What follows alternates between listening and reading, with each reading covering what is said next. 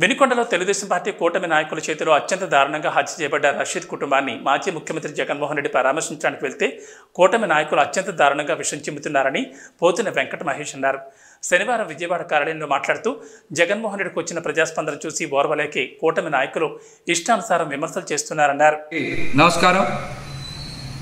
రషీద్ కుటుంబాన్ని పరామర్శించడానికి వెనుకొండకి జగన్మోహన్ రెడ్డి గారు వెళ్తే కూటమి నాయకులు కోట విషం చిమ్ముతా ఉన్నారు.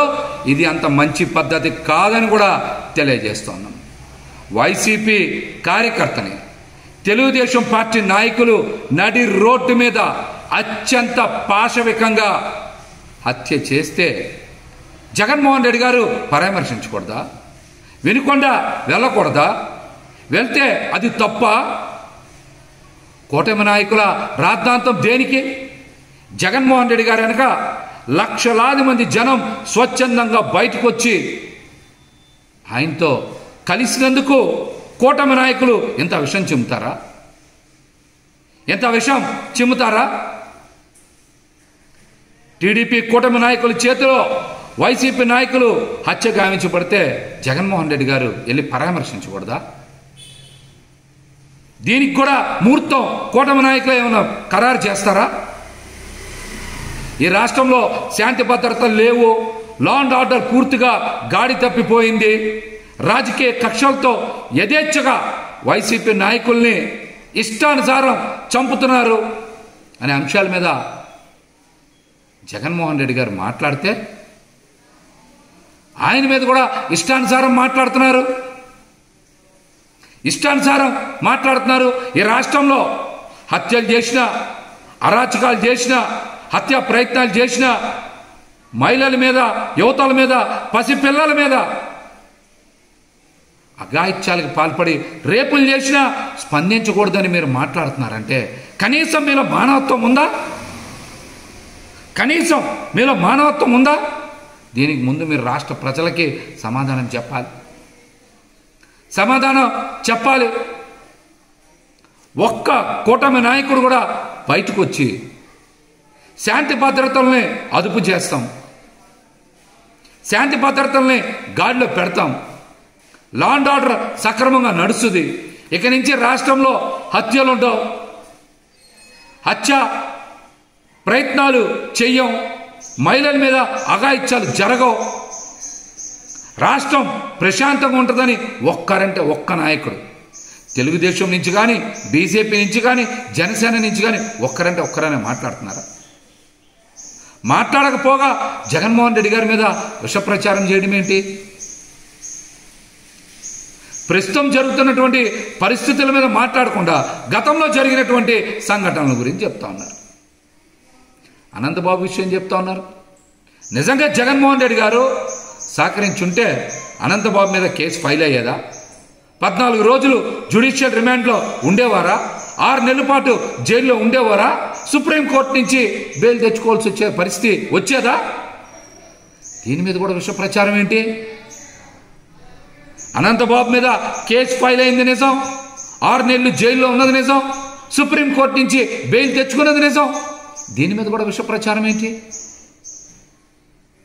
డాక్టర్ సుధాకర్ బాబు చనిపోయింది కార్డియాక్ అరెస్ట్ అయ్యి, కావాలంటే మెడికల్ రిపోర్ట్లో చెక్ చేసుకోవచ్చు. కార్డియాక్ అరెస్ట్తో చనిపోతే కూడా విష ప్రచారం చేస్తారా? జడ్జి రామకృష్ణ గారి అంశం కూడా అంతే. ఆయన మీద చెక్కుల మీద ఫోర్జరీ సంతకాలు చేశారని, వారి సోదరి సుచరిత అకౌంట్ నుంచి చనిపోయిన తర్వాత అక్రమంగా డబ్బులు డ్రా చేశారని కదా కేసు నమోదైంది. దీనికి జగన్మోహన్ రెడ్డి గారికి ఏం సంబంధం?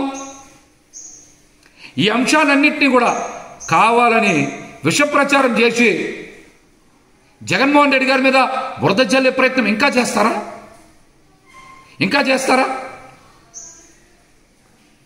పరామర్శకి వెళ్ళకూడదా? ప్రజల్ని కలవకూడదా?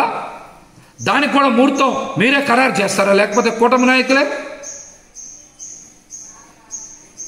ఈ రాష్ట్రంలో శాంతి భద్రతలను కాపాడడానికి, లా అండ్ ఆర్డర్ని ఖచ్చితంగా గాడిలో పెట్టడానికి జగన్మోహన్ రెడ్డి గారు ఢిల్లీలో ధర్నా ప్రకటించగానే కూటమి నాయకుల వెన్నులో వణుకు మొదలైంది. ఈ రాష్ట్రంలో శాంతి భద్రతలు కాపాడాలి, ప్రజలు స్వేచ్ఛాయుత వాతావరణంలో పనులు చేసుకోవాలనే ఒక గొప్ప ఉద్దేశంతోనే జగన్మోహన్ రెడ్డి గారు ఢిల్లీలో ధర్నా ప్రకటించారు. అందుకనే బీజేపీ, జనసేన, టీడీపీ నాయకులందరూ బయటకు వచ్చి ఇష్టానుసారం విమర్శలు చేస్తూ ఉన్నారు.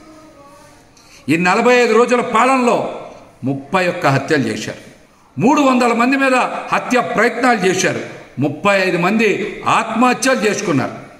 అట్లాగనే 20 మంది చిన్నారులు కానీ, మహిళలు కానీ, యువతుల మీద కానీ లైంగిక దాడులు, హత్యకు పాల్పడినటువంటి వాస్తవ ఘటనల మీద రాష్ట్ర ప్రజలందరూ కూడా తెలుసుకోవాలి. కూటమి ప్రభుత్వం ఎలాంటి అరాచక పాలన అందిస్తుందో మీరందరూ కూడా చూడాలి. ప్రజలు తెలుసుకోకూడదని, ఈ అరాచకాలని చూడకూడదని జగన్మోహన్ రెడ్డి గారి మీద కూటమి నాయకులు ఇష్టానుసారం విషప్రచారం చేస్తూ ఉన్నారు. విషప్రచారం చేస్తూ ఉన్నారు. కూటమి నాయకులను ఒక్కటే అడుగుతూ ఉన్నాం, మీరు యథేచ్ఛగా ఈ రాష్ట్రంలో హత్యలు చేస్తున్నా, హత్య ప్రయత్నాలు చేస్తున్నా, మహిళల మీద అఘాయిత్యాలు చేస్తూ ఉన్నా అందరూ కళ్ళు మూసుకొని నోరికి ప్లాస్టర్లు వేసుకోవాలా? ప్లాస్టర్లు వేసుకోవాలా? హోంమంత్రి గారు కూడా మాట్లాడుతూ ఉన్నారు. సమయం వస్తుందంట, అప్పుడు అవి కంట్రోల్ అవుతాయంట. ఇదేం సందేశం ఇవ్వడం హోంమంత్రి గారు? మీరు ఇదేం సందేశం ఇవ్వడం? మీరు చక్కగా పబ్లిసిటీ కోసం ఫోటోలు దిగుతున్నారు, మరొక పక్కన మహిళల మీద మాత్రం దాడులు ఆగట్లా, హత్యలు ఆగట్లా. దీని మీద కదా మీరు మాట్లాడాలి, ఈ అంశాల మీద కదా మీరు మాట్లాడాలి. మాకు కూడా అర్థమవుతుంది అనిత గారి చేతిలో హోంశాఖ లేదని. ఆ శాఖని లోకేష్ గారో, చంద్రబాబు నాయుడు గారో నిర్వహిస్తున్నారనేటువంటి వాస్తవ విషయం అందరికీ అర్థమవుతుంది. మీరు కేవలం రబ్బర్ స్టాంపు మాత్రమే. అనిత గారికి హోంశాఖ ఇచ్చామన్నది కేవలం ప్రచారం కోసం వాడుకోవడానికి మాత్రమే ఈ విధంగా చేస్తూ ఉన్నారు. కానీ అనిత గారి చేతిలో ఏమాత్రం పవర్ లేదు.